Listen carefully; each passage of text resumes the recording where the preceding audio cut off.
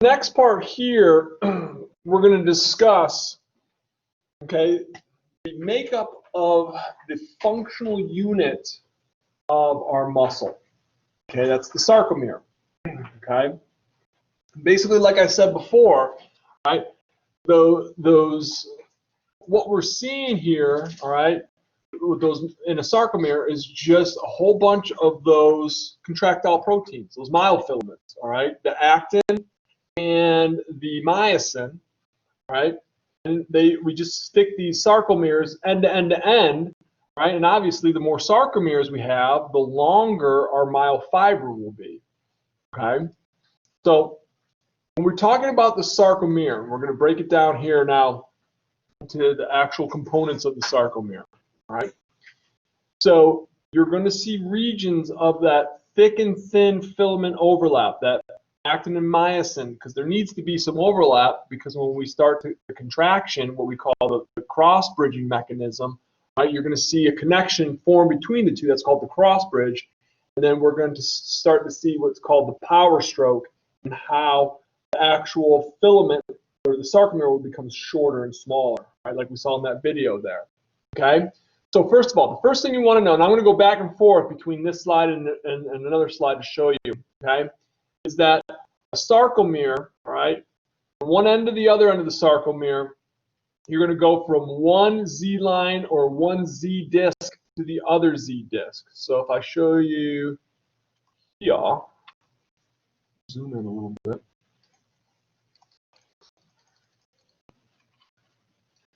Whoops. That's what we're seeing here, okay? So you can see here's a Z disc, here's another Z disc. All right, so from one Z disc to the other Z disc, that is what a sarcomere is made of. In the center of it is the M line. And how I remember the M line, that's what the myosin is anchored to. The actin is anchored to the Z disc, the thin filament, and then the M line in the center, in the middle, okay, middle M line, okay, that's what the thick or the myosin filament is anchored to. Okay, so from Z disc to Z disc is one entire length of the sarcomere. And the actin is anchored to the Z disc, the myosin is anchored to the M line. Okay.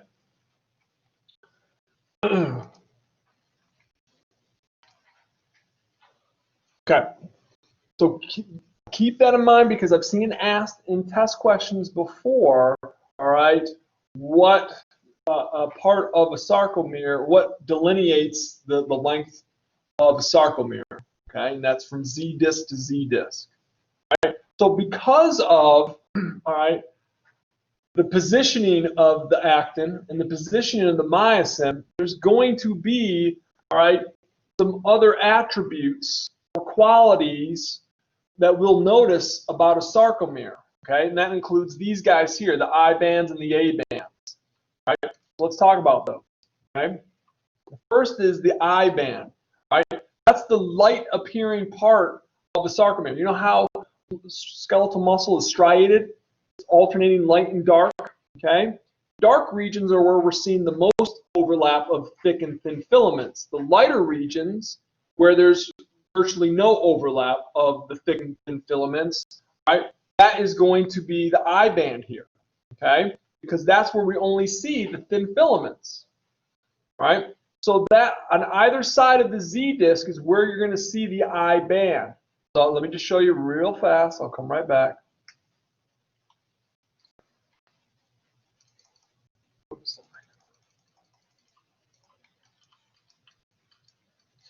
All right, so here's the Z disc. Then on either side of our Z disc, you can see the I band, and that's only where the thin filament is going to be. So if we kind of zoom out, you can see how we have areas of dark, and then light, and dark, and light, and dark. So now you can see why our skeletal muscle has that striated appearance there, okay?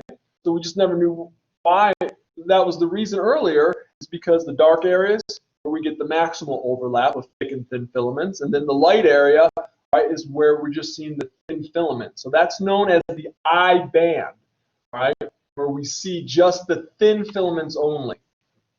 Okay, so, but as we contract, okay, we will see that that area becomes smaller.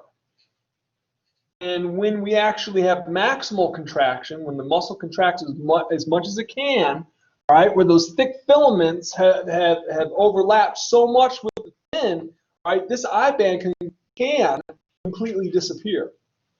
Okay, so it's like my fingers here, right? As they start to overlap more and more and more, where I can see you guys is disappearing more and more and more, right? Because we're getting that maximum amount of overlap going on, and that's what happens in the eye band.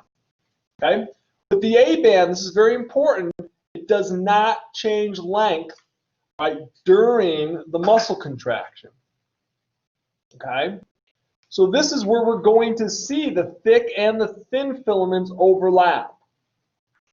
All right, and this is going to be in the middle of our sarcomere. So think of the eye bands more like on the periphery. They're bisected by the Z disc or the Z line. All right. The A band is going to be in the center there. Okay? It does not get smaller during contraction.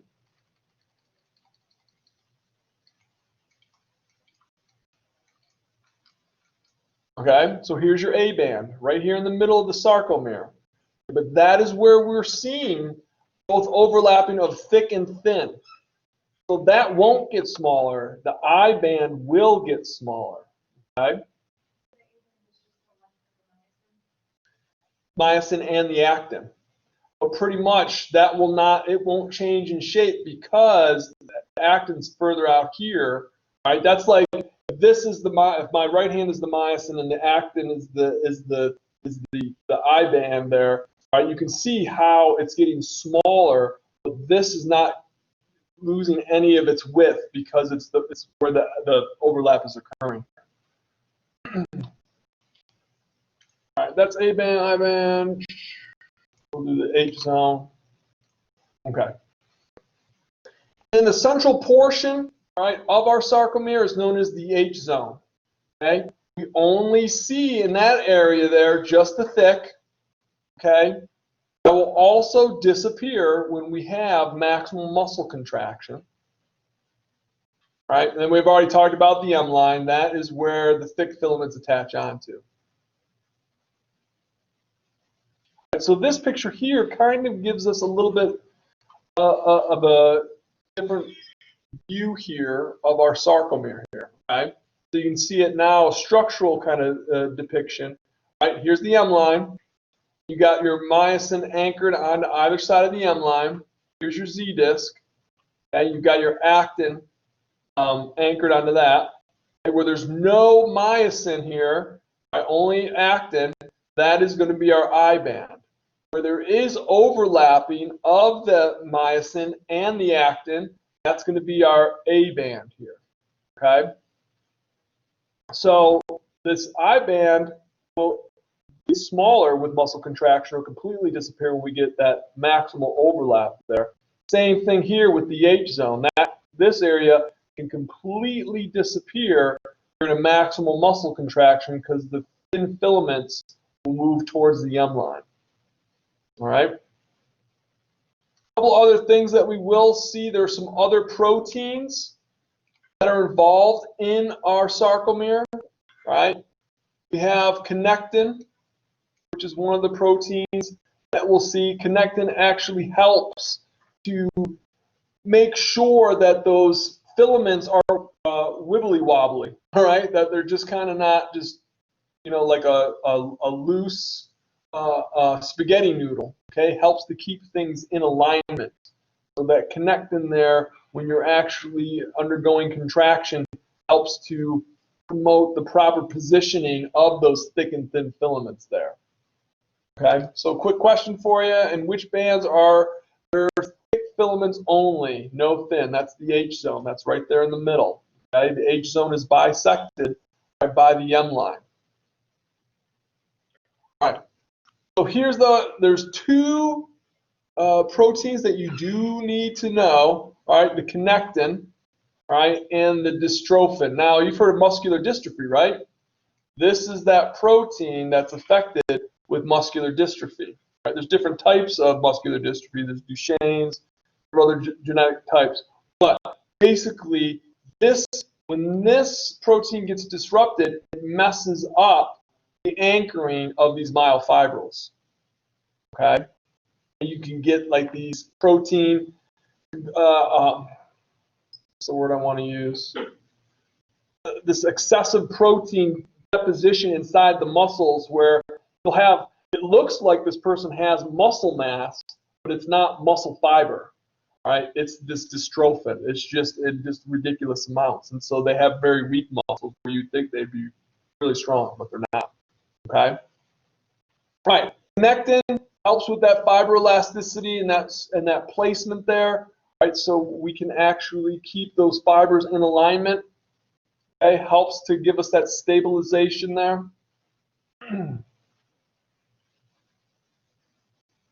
All right, let's jump into, we're going to get into the contraction of a muscle, probably not today. Well, we might. We have some time. I just want to kind of go over how we produce energy for a muscle contraction. Okay? So as you know, the powerhouse of a cell is the mitochondria, right? And so it's not the only thing that's going to provide energy, for a muscle contraction, right? But it plays a big role. I mean, if it wasn't for mitochondria, right, we wouldn't be able to produce an abundance. When you have mitochondria, if you're breaking down one glucose molecule, if you have mitochondria involved in it, you can get 32 ATP. If you don't have mitochondria involved, you can get about 2 ATP. It sucks. You want the mitochondria involved in the metabolism of glucose, right? So when we're talking about muscle metabolism, right, and when we're involving mitochondria, our muscle fibers are bathed in this stuff. There's tons of mitochondria in our skeletal muscles, right, because it produces, right, what we refer to as aerobic ATP production. Right? Aerobic means what? Oxygen. Yep, we need oxygen. We need oxygen. Okay? So oxygen is needed. Oxygen allows us to get in one of the intermediary products of glycolysis called pyruvic acid or pyruvate. That's how we get pyruvate into the mitochondria. If we don't have oxygen present, then we can't get the pyruvate into the mitochondria to get broken down into all that ATP. And we're stuck with a measly 2 ATP for our glucose molecule, right? So we need to have oxygen on hand. Well, guess what? In our blood, you got hemoglobin that carries oxygen to the cells. In our muscles, you got myoglobin. It's the myoglobin that gives our muscle cells the red appearance. Okay? That's what stores the oxygen. So we have oxygen on hand in these muscle cells, right, to make, all right, that aerobic ATP production. Okay, so we can get our 32, I want my darn 32 ATP, right? So the oxygen and myoglobin helps with that. Well, also, there's 2 organs in your body that store glycogen, okay? Muscles are one. Do you remember what the other one is?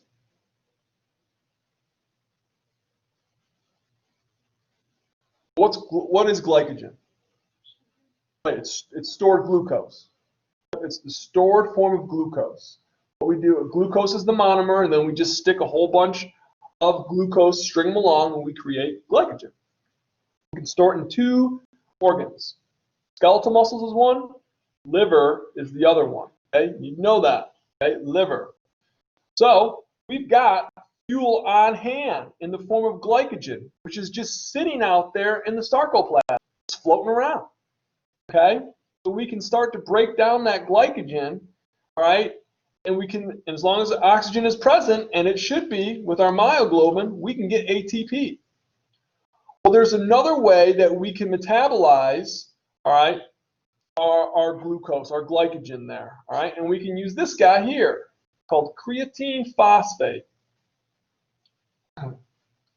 You guys are going to think that I have some sort of fetish for bodybuilders and whatnot, but I know well, some of my friends are personal trainers, so they have to be knowledgeable on this stuff. Well, anyways, if you've ever heard of creatine, excuse me, I can't talk tonight. It's a supplement that a lot of people will take when they're working out, or before, during, or after. It's best if you take it before. It helps to regenerate ATP in your muscle cells faster. If we have time, we'll talk about it, right? But it's just this product that if you have it on hand, it's another option for your muscle cells to make ATP, okay?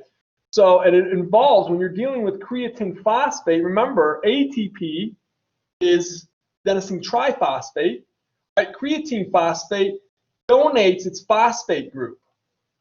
So it gives its phosphate group over relatively easily to ADP. So if you have ADP and you have extra phosphate, right?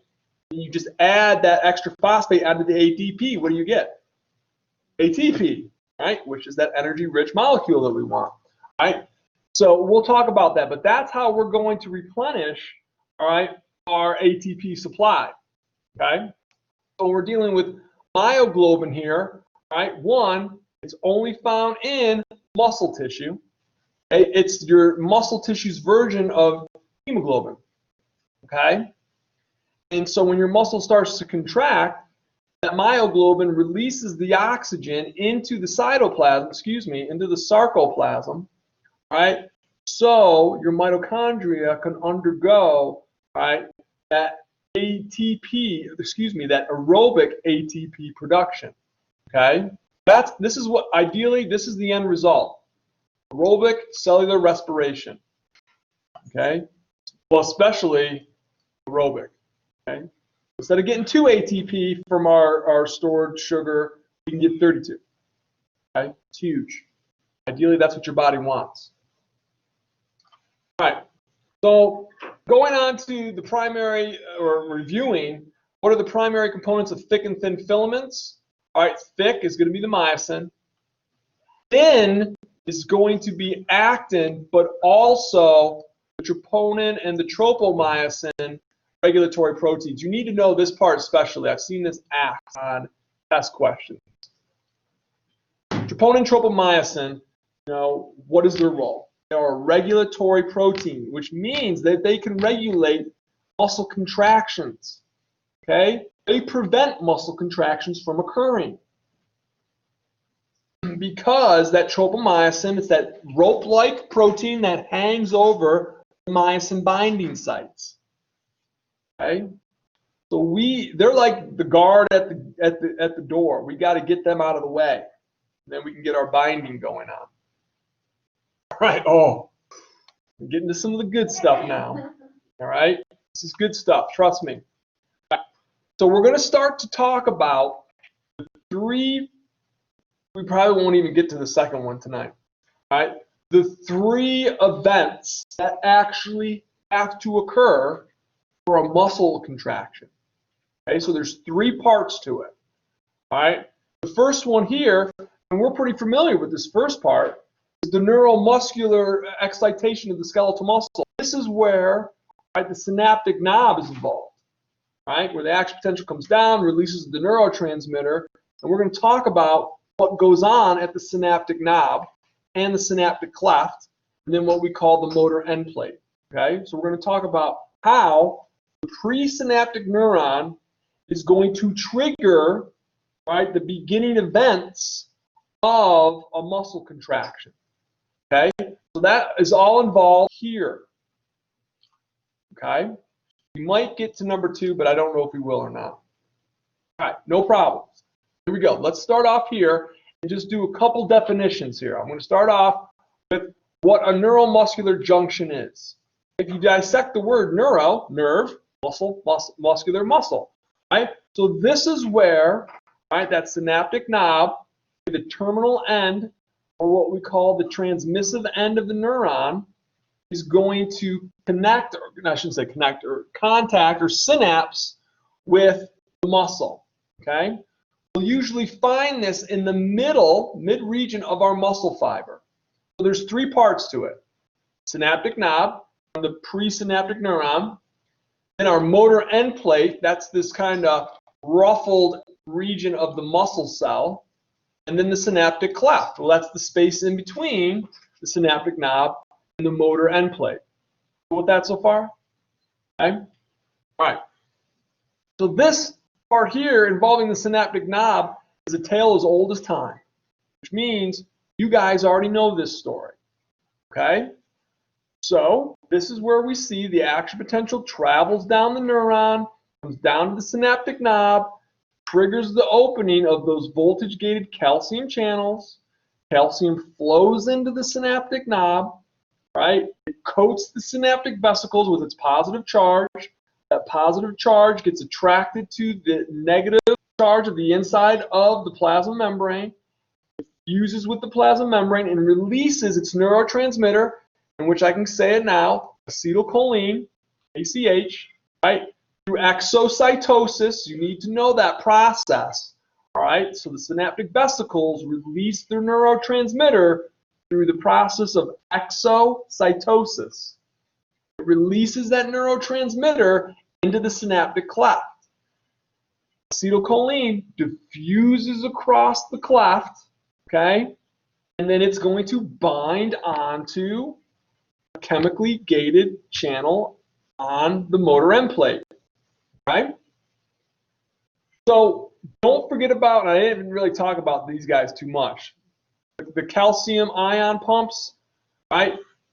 If asked, their job is to create a concentration gradient. They pump calcium out of the synaptic knob, outside the neuron. So there's more calcium outside the cell than inside the cell. So when those voltage-gated calcium channels open up, where is calcium going to go? Right. Because remember, diffusion is a passive process. You're going to go from an area of high concentration to an area of low concentration. So these calcium ion pumps pump calcium out of the neuron to the interstitial fluid, right? And that creates that calcium concentration gradient. Okay? You guys feel pretty familiar with that? Does that seem somewhat? All right, I hope. Okay. This next slide is basically going to tell you what I just said. Okay? So just a quick review. So like I said, this part is going to be review for everybody. All right? So the action potential, that nerve signal travels down the axon.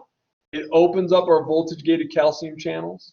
Calcium diffuses into the synaptic knob. Right? It binds onto the surface proteins of the synaptic vesicles. Right? So now, those synaptic vesicles are coated with our positively charged calcium.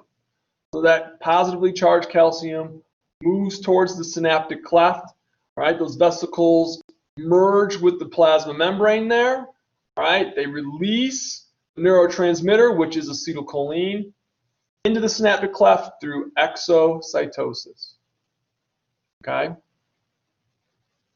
So this next stat is pretty interesting. Thousands of acetylcholine molecules are released from about 300 vesicles, and that's through one nerve signal.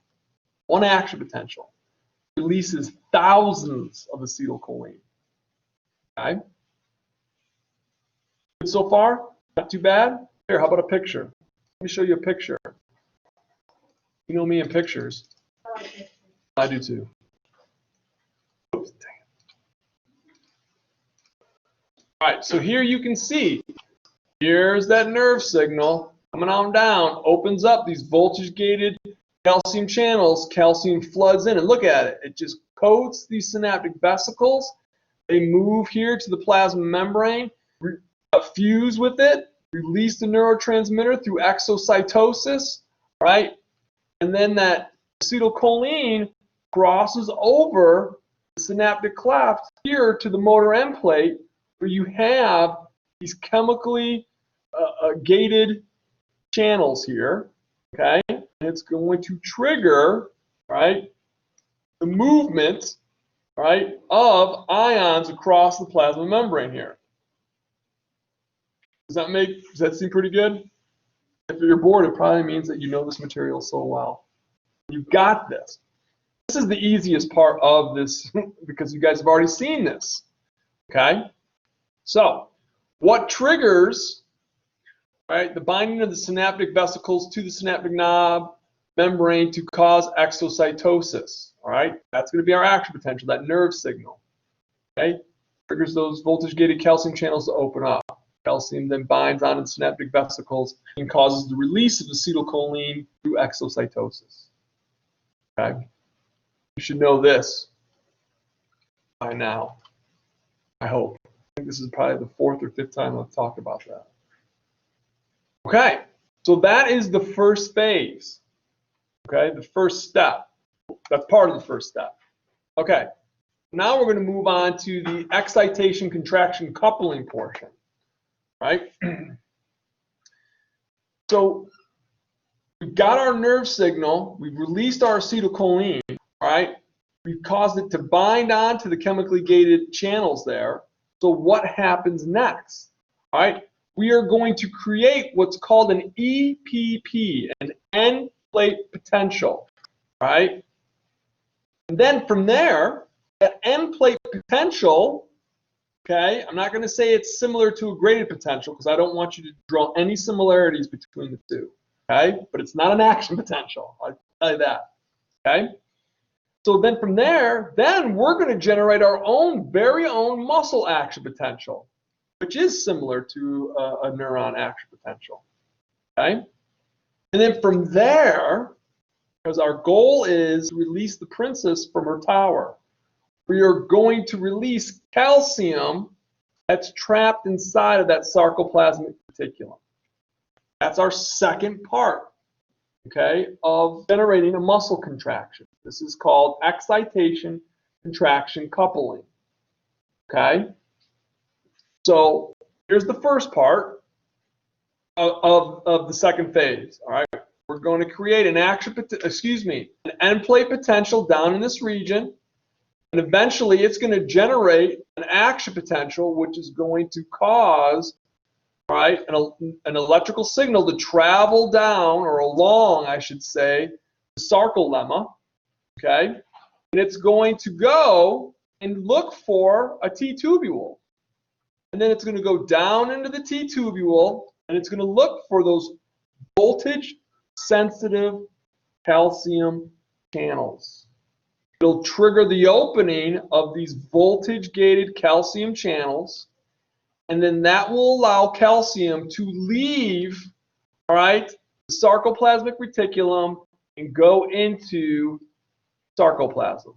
It'll leave this area and go into cytoplasm or the sarcoplasm. That's where our contractile proteins are waiting. That's specifically where troponin and tropomyosin are waiting, because they're blocking, all right, that binding site. We need the key. Calcium's our key. It's going to unlock, all right, that binding site for us so we can get the cross bridge. We can get our contraction, okay? So that's what we're looking at here. All right, so that's what the end plate potential is, the EPP. Okay, so let's start at the beginning.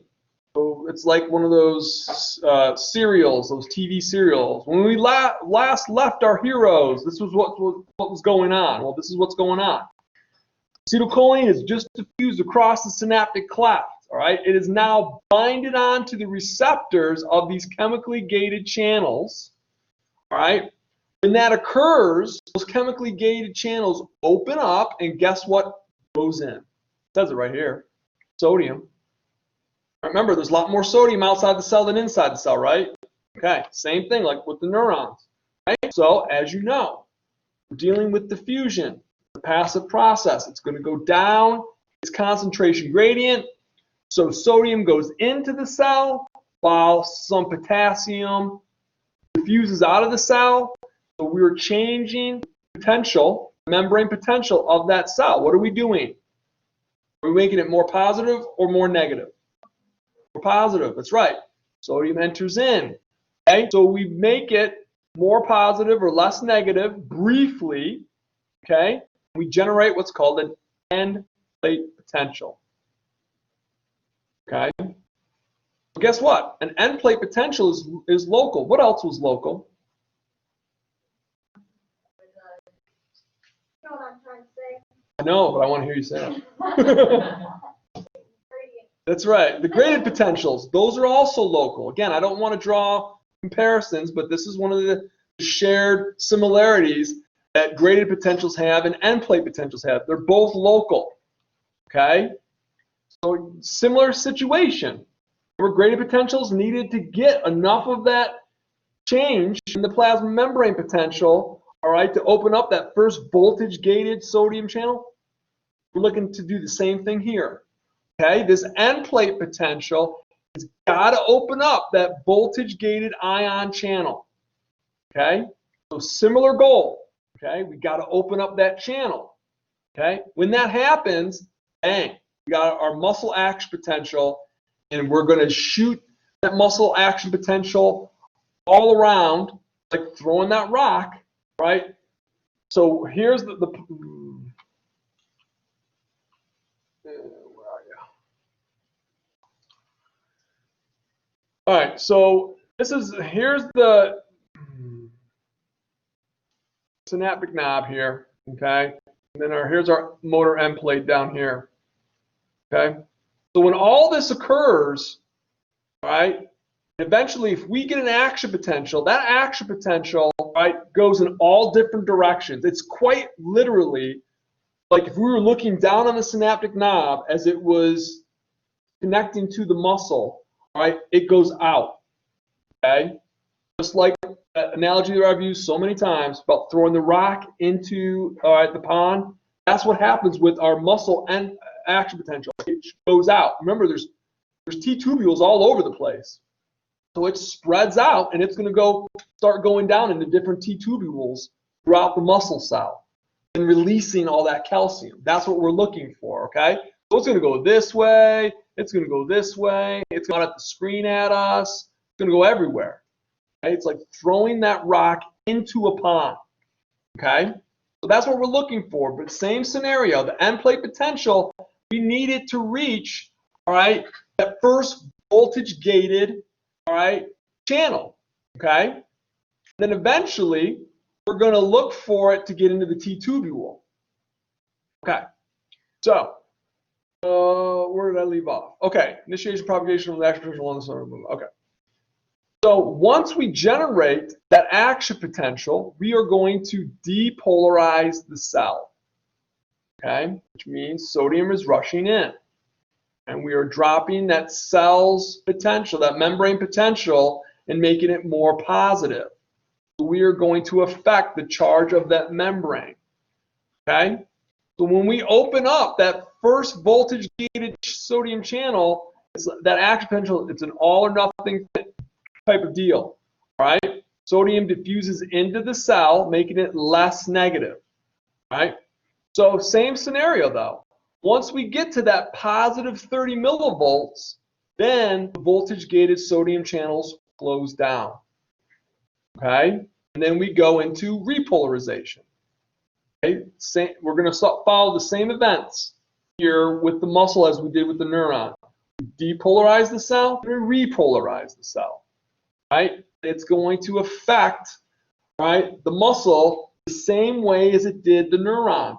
It's going to be, once you open up that first voltage-gated sodium channel, and that will trigger up the one that's adjacent to it to open up, and then the one that's adjacent to that one will open up, right, as sodium diffuses into the cell, okay? So we are going to be opening all these adjacent voltage-gated sodium channels, like those dominoes falling down, until we start getting our signal into these T-tubules. Okay, our signal is spreading out like a rock getting thrown into the pond, into the lake or whatever. Okay. All right. So after depolarization comes repolarization. Okay. I didn't mention this, and I probably should have. One of the differences between the neuron and the muscle is, what's the resting membrane potential for the neuron? It's negative 90 for the muscle. Okay? I know. But trust me, that's not as important as the neuron one. Right? But we're looking at a negative 90 millivolts here. Okay? Keep that in mind for the resting membrane potential. All right? So as we see that the sodium channels open up, right, for our depolarization, right, when they close, same scenario as we saw in the neuron. Then our voltage-gated potassium channels open. And then potassium, same story. Potassium leaves the cell, makes the inside of the cell more negative, thus repolarizing the cell, getting us back to our resting membrane potential, which is our -90. Okay? This same thing happens, all right, throughout the whole cell itself. Okay? So our goal, remember, is to make our signal, our muscle action potential, to get down into these T-tubules. Okay? That's our goal. Remember, there are, I won't even say thousands, but there's probably more than 1,000 T-tubules in a muscle fiber. All right? They're all over the place. There's holes all over the place. I think of the T-tubule like if you ever taken a bath, you let the water out, you know, when it gets close to the end, you get that little whirlpool over the drain. That's what I think of a T-tubule as, all right? And so those action potentials, those muscle action potentials will head down into that T-tubule there, okay? So keep in mind, same rule, refractory period follows our depolarization and our repolarization, all right? So we are unable to get another stimulus, all right, that's going to trigger another action potential. This figure right here is what you want to study. If you, just like I was telling you, what was it, figure 1224? 1219, I was close. All right, 1219 in chapter 12, we've got figure 1012 will explain to you the action potential in the sarcolemma. Okay, so you can see, all right, here's our resting membrane potential of -90. Then another thing I forgot to tell you, our threshold value is a -65. So there's a couple changes here. All right. But to be honest with you, I don't normally ask the resting membrane potential or the threshold potential in the muscle as much as I do in the neuron. I hate to say it like that, but it's just something. There's a lot of other stuff that is, in my mind, is way more important in this chapter than knowing what the resting membrane potential and the threshold value are. That's just me, though. All right. I don't want to, but I'm going to stop here. Well, actually, no, I'm not going to stop here. I got one more slide. All right, and then I'll stop. I promise. Actually, I lied. I got 2 more slides. But the second slide is a question. Okay. So this is, all right, so we've generated our action potential. It's running rampant across the sarcolemma. All right, the plasma membrane is just looking for T-tubules. Well, that's what this last slide is talking about. Okay. This last slide talks about, we find our T-tubule, all right, our action potential has found it, it goes down into that T-tubule, and it's searching for this, voltage-sensitive calcium channels, okay? It's looking high and low for those. Once that happens, it triggers the opening, all right, for calcium channels to release calcium from the sarcoplasmic reticulum, specifically the terminal cisterna. That's the ends of the sarcoplasmic reticulum. Those are the calcium reservoirs. And calcium then diffuses out of the cisterna, and I should have written in here, into the sarcoplasm.